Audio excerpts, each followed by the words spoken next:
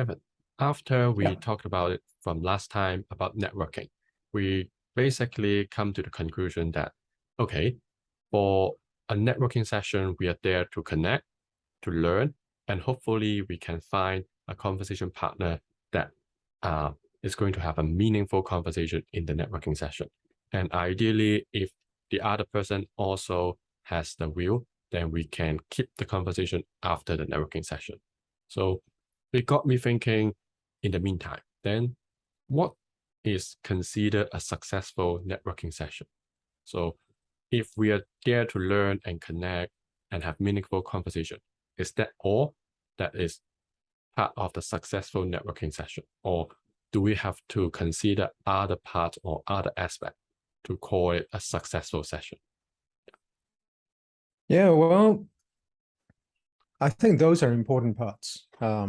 I would consider that a core component of the success, right? Because if the objective there is to connect with people, to learn about them, to understand them, and in order to do all of that, you need to observe, you need to listen, you need to absorb, you need to digest.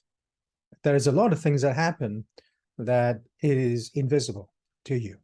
Okay. And I think you might understand these things if you spend a little bit of time afterwards, just quietly and do a little bit of reflection. I think generally those would be helpful to understand what you've gotten out of that. Okay. And that's for you, right? Something that you would keep for yourself. And what that does is that, like learning anything, um, like a sports or something, right? After each practice, if you sit down with yourself and ask yourself, what do you find more comfortable doing now, this time, than you did last time? It might mean that you're making progress, right? So what you might find is that, oh, I'm more comfortable in asking questions now, for example. I'm more comfortable in developing topics now, for example. I'm a lot more fluent in making connections between, one question to another question, for example. These are very subtle things, Francis, right? We don't really have an exam book to tell you, exactly what they are, because everyone's experience is slightly different, right? So what I'm talking about now is fairly general, okay? And so these are skills and experience that you would carry within yourself, and you can use that with work networking, but also in life. It's not restricted to work, okay? Now, there's another part of the success, which I guess is less evident to people, is what kind of impression have you left at the networking meeting to people? Meaning, how would someone describe you behind your back if someone were to ask about, oh, what's Francis like? Okay. What kind of words would they use to describe you, your personality, your attitude, things like that, right? And for that, I consider that important because you go there for a reason, to for a cliche, to see and be seen, right? You're both to connect with others and also for other people to maybe connect with you and understand you. And I think it is a success if you can achieve both, through the meeting. And it naturally would do that if you have a conversation that is two ways. So I ask you a question, you answer me, then you ask me a question, I answer you. Now, so therefore, the quality of your answers are as important as the quality of your questions. When you ask questions, you are learning, you're connecting with another person, you are understanding the other person. When you are answering, you are allowing other people to understand you. Now, how does your answer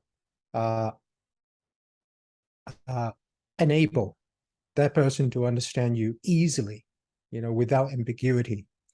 And it goes into the way you express yourself. And this is not exactly an interview, but let's say, I bump into you, at a party, right? Not just work, right? Let's not put the work stress into it. So even if I bump into your party, for instance, and I don't know you, and I came over and say hello, then you ask what I do. I said, well, I'm a coach. This is what I do, blah, blah, blah, blah, blah. And the way I would talk to you gives you a certain impression about me, right?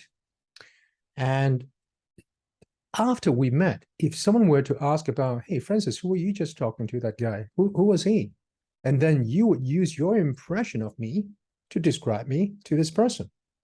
So the question is, how would I like you to describe me in my absence?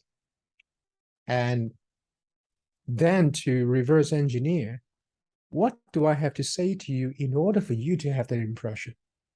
What kind of attitude I need to demonstrate or exhibit when I'm talking to you to create and send you that impression? So these are the two components that I would call an element of success, which is connect with someone, understand someone, but also allow someone to understand, hopefully, the best version of you. And I hope that is a real version, not a version that you're trying to be someone you're not.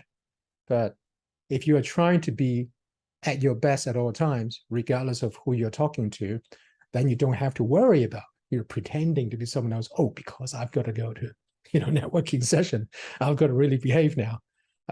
Hopefully you're like that as a normal person. You're kind, you're engaging, you're approachable, you're down to earth, you're curious, and you just use that one version for everyone. So certainly that's how I would strive to become myself. Not 100% all the time, obviously with everyone, but this is my personal objective, so that I would become more comfortable myself and not having to worry about who I speak to. So those two things I would consider key success elements. So just to build on your last point about impression, so it sounds like you are suggesting we to be authentic, to show our true personality and character, not to be someone actively designing a personal brand or designing like a movie character that, okay, I want to behave like that. But when it's not in our own nature, it probably is going to come across a bit awkward, right? Is that Right. what you mean? Yeah, and it's going to come across fake as well. Even though I may not be able to call you fake, Francis, I'm going to feel something unnatural about you, right? So if what you say and how you say it doesn't tally up with your expression on your face, you see what I'm talking about, right? There's a disconnect. Yeah, you're smiling, but your eyes are not smiling. I don't think you're that friendly, but you're just saying that you're friendly, right? So something does not gel. Something does not connect. And we're kind of sensitive about this, but we can't explain it sometimes. And there's also the things about the first impression and then other impression in later on encounters, right? So what if let's say I bump into you in the party and you gave me that impressive impression. Oh, I'm impressed by you, Kevin. But then let's say later on, I somehow came across someone who knows you, or I just bumped into you on the street, but you demonstrate an other side of your character. Then I think that inconsistency is going to be even worse than if you just demonstrate a more authentic, even though it might not be that impressive to other people. Yeah. Is that? I would generally agree. But practically speaking, Francis, there is a learning phase that, kind of like fake it till you make it. And I don't degrade the concept, but except I won't use that word fake it till you make it. I say you try to emulate the role model that you aspire to be. And it takes time for you to acquire those qualities so that you embody those qualities and then become the real qualities that you embody yourself. But in the meantime, is there an element of you just trying to do it, but you haven't got there yet? Yes. Right. However, there's a difference between intending to get there and actually not intending to get there. That's the difference I'm talking about. So if you're intending to get there and you truly want to embody those, and it just take time, I think that's good. That's okay. But if you never intend to get there, but you're just showing this to create a first impression, let's say to do a deal, to get a, a recommendation or someone to make an introduction for you, but actually you never actually want to be that guy. You think that's silly because I just wanted to, make business. I personally would not suggest that, that's to the extent to which I have responded to that.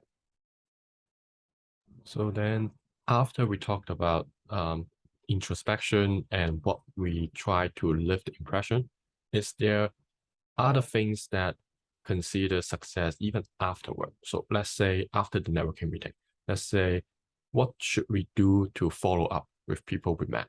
So shall we be proactive to send a message to follow on the conversation, or should we let the other person follow up? I think it depends on the kind of the position, or there are some context in it, but I think I'll let you elaborate on that. Yeah. Right. Well, my personal suggestion would always be a proactive one. So if you connected with people and you feel a good amount of chemistry with this person, regardless of the social status or work status of this person, I would send them something to say how much I enjoy meeting you. Let's keep in contact, and at least keep the connection open in terms of the contact that you receive, rather than just, oh, give me a business card and then nothing, right? So either LinkedIn or email, and if it is appropriate, and if both of you agree, maybe WhatsApp or some other forms of social media messaging sort of devices. But I wouldn't do it to everyone.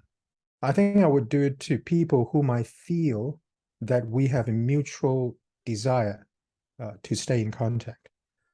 I wouldn't do it just because, oh, I've met 15 people, let me send each one of them, unless you feel every single one is meaningful and every single one is mutually meaningful. Okay. So I would use judgment there for myself personally. Because generally speaking, it's not the number of people that you connect with that matters, because it is about the quality of that connection afterwards. Imagine if every time you go to a party or a networking meeting and you meet tons of people, how much time do you have to actually keep in contact with these people once every few months, right? You're going to be really busy because you got to arrange a time. Then you're going to say, okay, well, this day doesn't work. Then how about this day? And then you have your own slots and they have their own slot. It's just a lot of admin work, right? And I wouldn't want to waste that time if they, exhibit some resistance to it, for example, and said, ask you once, ask you twice. Hey, that's okay. You obviously are not interested. That's okay. We'll just stay here until, one of us feels the urge to connect again. Okay. So, but generally, yes, I would say send an email to express how much you enjoy the meeting. And in terms of the content of that message, I would bring something up just to jog the memory of who I am by saying something specific that we talked about in the conversation that is quite unique, that not everybody talks about. So if I bump into you and we talk quite a lot about, let's say, the education system or AI, I'll bring these two topics up.